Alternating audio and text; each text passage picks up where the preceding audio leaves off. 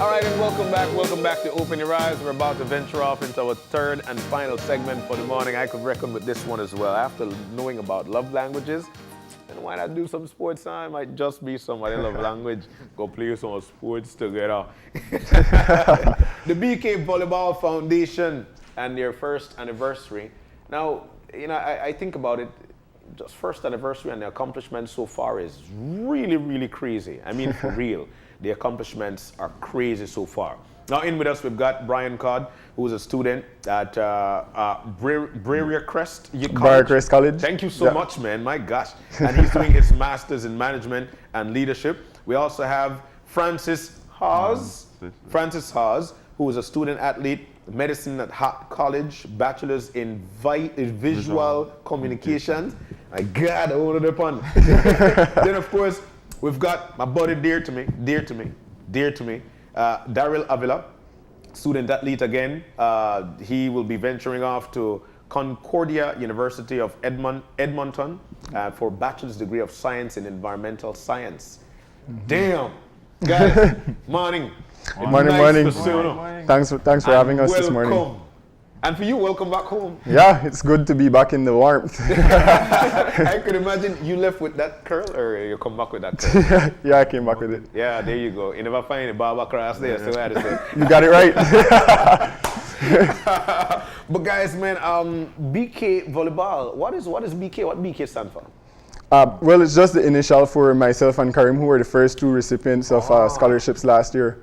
And this idea was generated after trying to find a way how we could build and develop the sport of volleyball countrywide. And it started with just this ingenious idea that me and my brother had, along with Karim, and we sat down and said, how about starting a foundation that would be a non-profit organization but give back to the development of the sport. So we sat down and said, there are three pillars we want to focus on. We want to focus on creating partnerships with the bigger association, the Belize Volleyball Association. We want to be able to create academic opportunities for athletes, as well as just strengthen development programs countrywide. So those were the three pillars that we went with, and it's been tremendous, the rippling effect that's been happening thereafter. Well, I mean, that's obvious. You've got two other guys who are actually about to go and do what they've... You're not gone yet, right? You're not going directly. Not directly, you know. Directly. So you guys are leaving the country soon. And this is how you judge success, man. These guys are part of your foundation as well? Right. So this is a youth-led foundation. We've just created our administrative team. So we have our PR person, which is Miss Renata Samuels. We have Miss Ijani Puerto, who is our IT person, helping with the development of our website and our database. And we have Rita Sabal, who is our finance person, Barry Fordcott, who is the manager of the entire foundation. And then we have the guys from the volleyball national team as well, who had joined us and are leading the efforts in the development aspect of going out into the summer camps and going on the weekends and working with young people. Man, I before we get to the guys, I want to jump on into how things are for you, because for me, it brings a sense of pride. Once you left your country, you're an ambassador to your country, you know. Right. And that's one of the things that we see. And depending on how well you represent your country, your ambassadorship actually steps up. You're on a top level. You actually, man, I've seen you at the papers, my boy. You know, what is that like for you? What was that like for you actually venturing off first? What was that like for you? Knowing you got the scholarship, knowing you're going to this place, what was it like? Definitely, I had to become more acclimated with the culture. It was definitely a culture shock, totally different from how we do things here. For one, being on time, because Belize time, that doesn't work in Stop Canada. The dirt, Belize, the country. But definitely that was something that I had to improve on, because I usually reach on time for like a practice or something. We had to be there half an hour before. 1 minute late, half an hour before, and you get called out for it. So that's something that I had to get acclimated to. The weather, it went to -40 this winter, so it got really cold. That was something I had to adjust to as well. And also the difference in our culture. we tend to be more direct in the way how we approach people, and we say things bluntly. Yeah. While in Canada, it's more modest, and people tend to be more sensitive. Yeah. So you have to be very careful with the way how you approach people sometimes. Wow. So definitely becoming acquainted with the culture was a big thing for me. How did you find your success? I think I put my country first.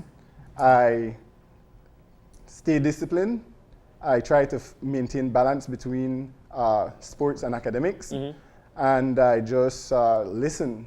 Sometimes that's all we have to do. Listen to instructions, listen to what is it that our coaches want for us to do. And I think from there, everything just fell in place. You know, this conversation is more so important for you guys because you're actually going now to put him. You guys would actually be going across there and doing exactly what he has just pulled off or is pulling off for his country. And I continue with you, B, because you were at a total disadvantage. You had to adjust to this, adjust to that. Yeah. And then while you adjust to this, adjust to the call, adjust to how you talk to these people, Yeah. and then again bringing in your culture and mixing that. You know, that must have been hard. Yeah, definitely. Got homesick so many days. I think one of the things that I learned over my time is just the love of the sport and sticking to what you know. Discipline is very important. That's something I always mention to these guys. And just ensuring that you put your best foot forward. Sometimes we tend to get a bit lackadaisical, or we tend to do things at mediocre level when we could do much better than what we think we're capable of doing. So I think putting your best foot forward and executing what you know you can, and just being true to who you are. If you know that you're a person who is very active in terms of the social setting that you're in, get involved. It's not just about sports, it's about getting the entire experience as well. Yeah. And so that's what builds your portfolio, so to speak. Are you the top volleyball prospect in your college right now? Like you're the top man? You that a man? I think so because approach. Because I actually am being recruited or scouted at the moment by 9 of the bigger universities in Canada. So University of British Columbia, University of Manitoba, University of Guelph, Ryerson University, Trinity Western University, University of Alberta. All these schools, they want for me to join their program. But I already committed to another year at Briercrest. And by that time, I should be finished with my master's there. And then I could pursue another master's at one of the bigger universities, which plays at a higher level. Yeah, that's what you call a success story. Yeah. But in every success story, you always have people who consider you idol. You know, you become idolistic to a lot of people, and that's where the other guys comes in. So for you, Francis, what's going on, man? Like, what motivated you? How did you get your scholarship? Talk to me. It was after he got his one. We had a tournament in El Salvador, the senior team, and then I got first best hitter, and then Barris, his brother, contacted the coach at Medicine Hat College and sent the videos, and then from there it started, and then we just had a chat online, and then he said he would give me the scholarship. Cool. Sign. Yeah. How was that feeling like? Very excited. Was it like something that just, you know, quickly, or was it a process and you were thinking about it? It happened quickly 1 year. He told me before he went, when they had the press conference at Martin Jones, he told me that I would be the next person. And I just had to do my work and I would be the next person. Wow. Why? So said, so done. I feel so good. And me leave it up. Daril, humble beginnings. We know that for all the three of you guys, coming from all the way down in Punta Gorda, like myself, and this is why I said up my breads. Yeah. You know, what is that like for you? How did you get into it? What's this transformation like for you? Tell me. Well, you know, this transformation is a pretty amazing one. Yeah. You know, I started to play volleyball from high school, you know, and I just kept the discipline up from TCC days, you know, up to these days, up to this day, you know. And it was a quick process getting the scholarship. you know, I contacted Briercrest and, you know, he made some contacts and, you know, I ended up getting this grant for a scholarship and I'm here now. What's going through your mind and the anticipation of getting there for both of you? Well, for me, you know, I'm just trying to stay focused on finishing my studies here at the University of Belize, you know, and coming on to the summer, you know, I'll put in the work and, you know, get myself ready mentally and physically in order to compete in Canada. So when do you guys leave? August. In the end of August, yeah. But different universities. Yeah. Yes. So basically you guys could be competing against each other. Well, he's gonna be on our rival team. We knocked them out for playoffs this year, so that was pretty interesting. Daril plays in the north. He will be playing in the north. So there's a north and south conference. Francis and I will be in the south conference, and Daril will be in the north conference. So there's a total of 18 teams, 18 colleges and universities. Yeah. And they're split into two, the north and south. And Medicine Hat and Briercrest College is in the south, and Concordia University is in the north. Wow. It would have been a thrill to play against these guys, you know. But We may end up playing in the playoffs. If you win the conference. If we advance to the playoffs, then we end up playing against the North Conference. You know, it's good to see you three brothers together and the success that we're actually stepping up to with our country because we're being recognized, and that's first and foremost. What about females? What about the females? We also have right now two more prospects. They're on the negotiating table. In principle, Miss Maya Musa has already been granted a partial scholarship. Sweet. But we're also looking into how we could get some more academic scholarships or something to that extent to assist with that. Because at this moment, they're changing the coach for the females team at Concordia University, and that's where she applied to. And so we're in negotiation right now with the athletic director from Concordia University. As well, we have Michael Jenkins, who is also being scouted by King's University. Yeah. Yeah. Do you guys realize, Bryton, that you're creating one of the best monsters ever?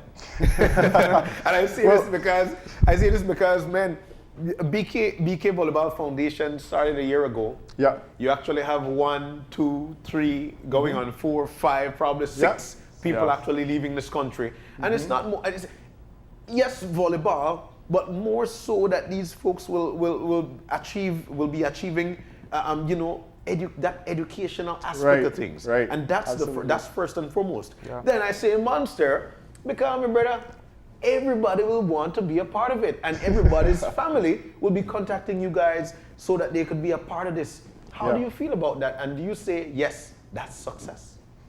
Absolutely. I think we're taking little steps, and we're just trying to keep the sport growing and keep the interest of the sport building. I must mention too, Karim Coleman is actually back at school right now. He's practicing right now for the upcoming year, but he's been doing exceptionally well at school. And it's definitely a success. We have so many young people who oftentimes don't get opportunities to expand in academia and expand their exposure or build their exposure abroad. So this is definitely an opportunity. And essentially what we want to do is build a Belize national team that has that exposure, that experience, and could compete in our region in Avila. And so that's essentially the overall goal in terms of getting guys out and getting some of the females out to build their exposure and their competitiveness. For the two new guys who will be heading out, no, not you, but for the two guys who are heading out, what's your ultimate goal? Let's start with you first. My ultimate goal, get that education. If I get that, then no one can take that away from me. And if all goes well, then my school, well, the coach has some contacts in Europe. Hopefully I could play pro after college. Nice. Yeah. For you, D? Well, for me, you know, education is the forefront. That's key. And, you know, just try to grasp all the knowledge I can, you know, sports-wise and off the court. And, you know, hopefully if something can work out for my volleyball career, you know, by all means I'll pursue and take charge of it. So that's my goal. Wow. Yeah. And for you, B, where do you want to go? Essentially, I see myself playing pro maybe in the next 2-3 years, because I do plan on pursuing another master's, because you have 5 years eligibility, and after my first 2 years, I will have 3 more years remaining, so I could pursue another degree with the opportunities that are unfolding, and thereafter I'm planning to go pro. Perhaps, hopefully, Belize's first pro volleyball player. You know what? But you guys are actually making a way to that. You know, you guys are actually making a way to that. And I could see folks itching like, oh, I could be a part of this foundation. What do I have to do? Okay, just before I get into that, I just want to speak more about our plans or initiatives that Let's we have get into it. Yes. this summer. So we have the Athletic Combine, BK's Athletic Combine, and we're partnering with the Belize Volleyball Association, National Sports Council. We would like to send a shout out to Mr. Ian Jones, who's in negotiation with us right now, and he's said that he's going to assist us with using the facilities that we have around the country in order to get. Of course. Kudos to him. Right, absolutely. And Mr. Alan Sharp, the president of BVA, he's on board with us, full-fledged on board. And so we're very grateful for the assistance that we're getting from Mr. Alan Sharp and Mr. Ian Jones. We're also in communication with Miss Anna Carrillo. The Lake Eye Resource Center is supposed to be opening soon, sometime this summer, I believe, and she wants for there to be a volleyball program. She said that there's 2 indoor courts and a beach volleyball court, so we're definitely jumping on that ship as well. So we're in negotiations with her as well. But with the Athletic Combine, it's basically to build a database or a catalog of the potential talents that we have in the country, so that we could build their portfolio and essentially have different clubs from around the country take a look at these up-and-coming athletes. Yeah. And so that's what we're working on right now with our IT person, the building of the database. And then we also have the different summer camps coming up. We partner with Gateway Youth Center, where we work with at-risk youths. And so last year we partnered with Belize Family Life Association, Gateway Youth Center, and Project Heal. So we were running 3 camps last year in summer. And so we're just starting to expand and build our portfolio more. You know, when I still want to get back to how one can be a part of BK. But before we do that, is there a particular part of the country that you'd like to see a rise in volleyball play? Definitely Dangriga. Nobody in There's a lot of talent in Dangriga, a lot of young people who are very athletic. Yeah. And it's just that the opportunity is not there. And so definitely Dangriga is on our list of places to go. And with the athletic facility that's there now and Mr. Ian Jones allowing us to use that, then we will definitely have camps in Dangriga, San Ignacio as well, Punta Gorda, Belize City, Orange Walk. So those are the 5 places areas that you guys will be touching on. Right. Amanda Griga could jump, boss. Right. Right. Man, I look over there and I say, what are you? Yeah. All right, and then so how can we be a part of this association? What do I have to do to be a part of this association? BK. We're definitely open to our sponsors.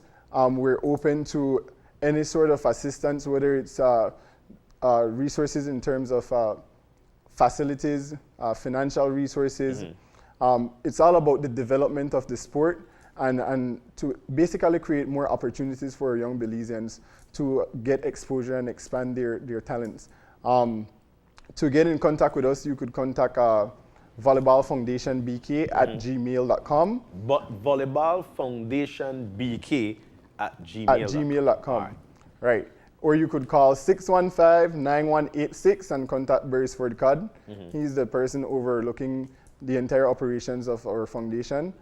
And you could also contact me at 615-5262. All right. Right. All right. And we have our BK Volleyball Foundation page as well.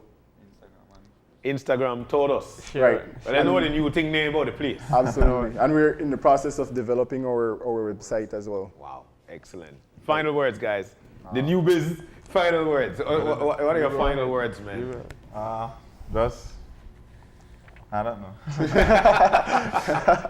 Well, You're on a big, dude. You're on a big platform now. You know, and I'm sure you'd want to tell, because a lot of people watch the show. A lot of people will be looking up to you. What do you say to the young folks coming up?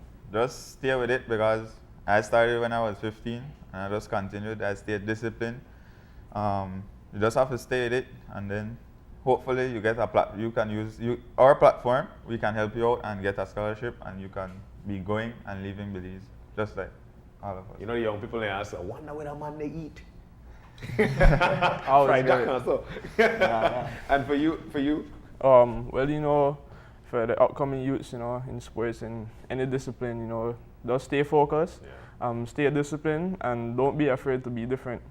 You know, because a lot of times, you know, we succumb to the adversity and what's not. You know, don't be afraid to be different. You know, and just push yourself. Bryton. I also want to send a shout out to our events planner, Zachary Garbott. He joined us on board as well. My final words would be to these guys, get ready for what's coming. Bundle up, because it's very cold. Alberta gets to -35, -40 as well. And just stay focused. I also want to extend my gratification and thanks to those who have negotiated with us and are sponsoring us. And just look out for BK Volleyball Foundation growing from here. It's about co-creating opportunities.